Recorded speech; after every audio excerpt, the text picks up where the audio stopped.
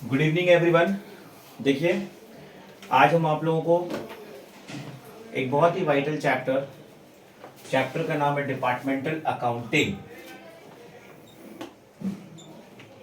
जो कि BCom honours में भी आती है और सीएमए में भी आती है। काफी इंपॉर्टेंट चैप्टर है, आप लोग को ध्यान रखना है। और उसका एक इंपॉर्टेंट सवाल हम आपको कराने जा रहे हैं। स्क्रीन पे आपको क्वेश्चन दिखेगा और वो क्वेश्चन क्या है, देखिए। एक मिल है, सुमन होशियरी मिल्स। सुमन होशियरी मिल्स है जो कि 3 प्रोडक्ट बनाती है। वो प्रोडक्ट का नाम है, एक का नाम है सोना, एक का नाम है मोना और एक का नाम क्या हो गया गाइस, डोना। ये 3 तरह का प्रोडक्ट बनता है और अकॉर्डिंग टू द क्वेश्चन कोई भी प्रोडक्ट बनाने में कॉस्ट ऑफ प्रोडक्शन तो लगता ही ना भाई, रॉ मटेरियल्स तो लगते ही है। तो रॉ मटेरियल्स लगाने के लिए पूरे ये मिल्स वाले ये प्रोडक्ट को बनाने के लिए रॉ मटेरियल्स खर्चा कितना करते हैं भाई, 8 लाख रुपए। 8 लाख रुपए खर्चा कर रहे हैं।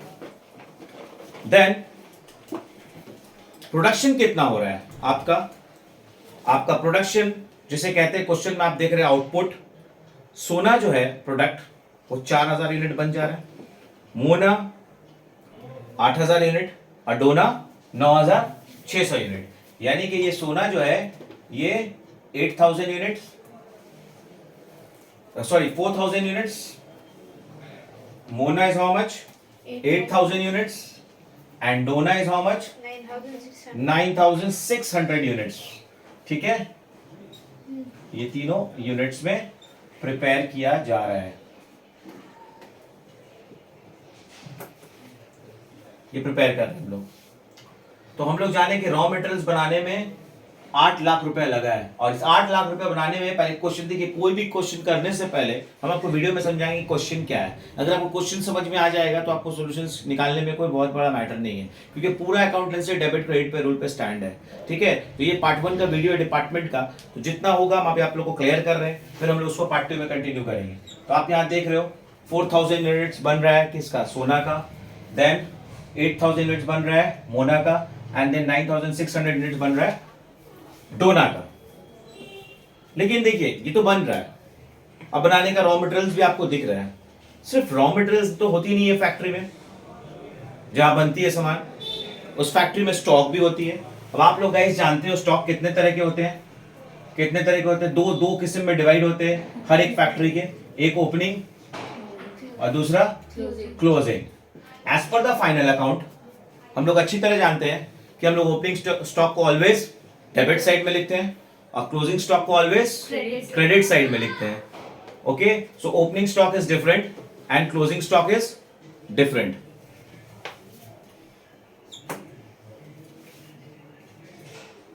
फिर अगर उसको मूव ऑन करते हैं हम लोग, ओपनिंग स्टॉक हमारा दे रहा है क्वेश्चन में 450 units. Opening stock guys how much, 450 units. What is my closing stock guys, क्या पता है, अभी मैंने बताया ना स्टॉक का 2 शक्ल होता है। तो ओपनिंग स्टॉक मुझे पता है ये तीनों का कितना है, 450 यूनिट्स जो है ये सोना के लिए है एंड देन मोना है कितना, how much, according to the question 300 units for Mona and for Dona is how much, 600 units is for Dona. ये तीनों का ओपनिंग स्टॉक दिख रहा है, but I don't know the closing stock, ये हमको जानना पड़ेगा। और अगर हम क्लोजिंग स्टॉक अगर जान जाए तो मेरा सम्स भी बन सकता है, क्योंकि हमको इस क्वेश्चन में आप फाइनली देखो क्या बनाने बोला है, प्रिपेयर डिपार्टमेंटल ट्रेडिंग अकाउंट।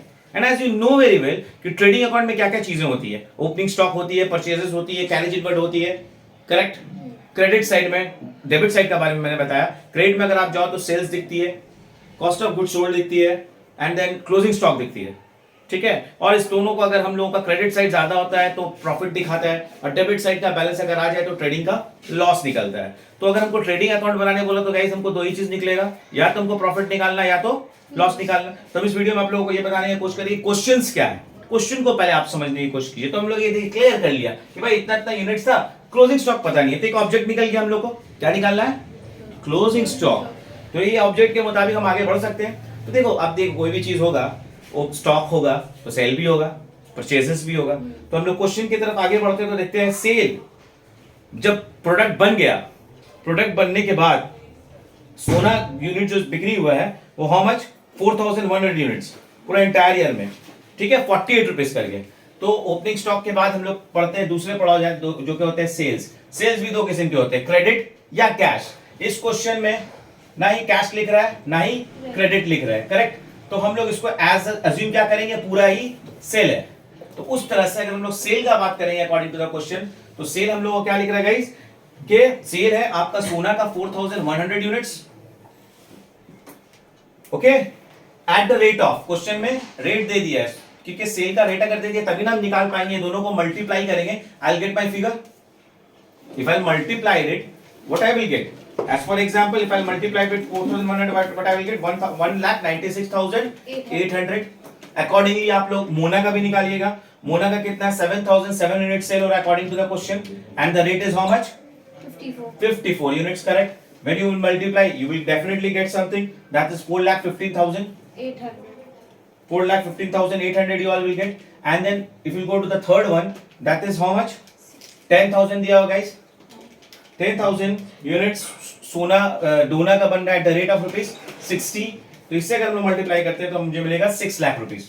तो देखिए इस पूरे क्वेश्चन में हमको एक और ऑब्जेक्ट मिल गया ट्रेडिंग अकाउंट का। अगर एक ट्रेडिंग अकाउंट हम लोग दिमाग में तसव्वुर करके रखते हैं, that we know very well कि ओपनिंग स्टॉक यहां होती है, करेक्ट, परचेजेस यहां होती है, सेल्स बाय सेल्स करके लिखते हैं, राइट, इस जगह पे, am I right? And then carriage inward हो तो नहीं हो तो कोई बात नहीं, and then closing stock, closing stock ये रहता है हम लोगों का। जब हम लोग इसको इससे माइनस करते हैं तो हम लोग क्या मिलता है, जीपी निकल जाता है। अगर डेबिट साइड ज्यादा हो तो क्रेडिट साइड निकलता है। तो अभी मेरे क्वेश्चंस में हम लोग के पास क्या दिया हुआ गाइस, हम लोग के पास ओपनिंग स्टॉक मेरे पास क्लियर है, कितना देर ओपनिंग स्टॉक हम लोग को साफ दिख रहा है कि ओपनिंग स्टॉक मिल चुका है क्वेश्चन में, करेक्ट। हमको सेल्स भी मिल चुका है क्वेश्चन में, और क्या मिला हम लोगों को, परचेजेस के बारे में अभी तक तो पढ़े नहीं है, देखते हैं क्या परचेजेस है कि नहीं।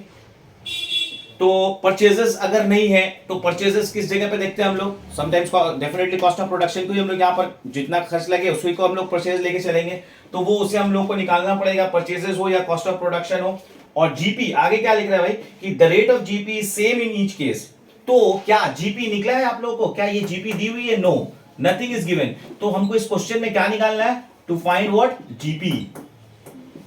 मुझे जीपी को अच्छा से पहले क्लियर करना पड़ेगा, अगर जीपी मालूम हो जाए तो मेरा क्लोजिंग स्टॉक आ जाएगा। अब कॉस्ट ऑफ प्रोडक्शन या परचेजेस, यहां पर क्या लिख रहा है आगे, total departmental expenses 9,600 what to be apportion in the ratio 1:2 2:2।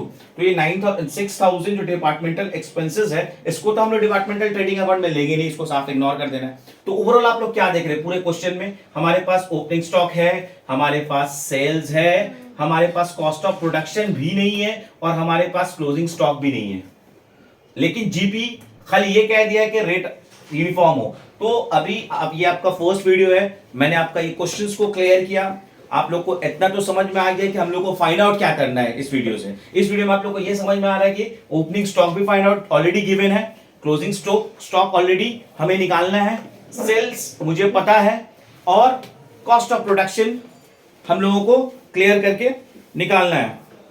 तो अब हम लोग उसको किस तरह से क्लियर करेंगे, आई कम इन द नेक्स्ट क्लास, ठीक है। और आप लोग को अगले वीडियो में हम बताएंगे कि किस तरीके से इस सम्स को पूरा कंप्लीटली सॉल्व किया जाता है, ठीक है। सो दैट अगर आप लोगों को आज का वीडियो अगर क्लियर अच्छा से समझ में आया तो अपने दोस्तों में जरूर शेयर कीजिएगा और सब्सक्राइब कीजिएगा। Thank you.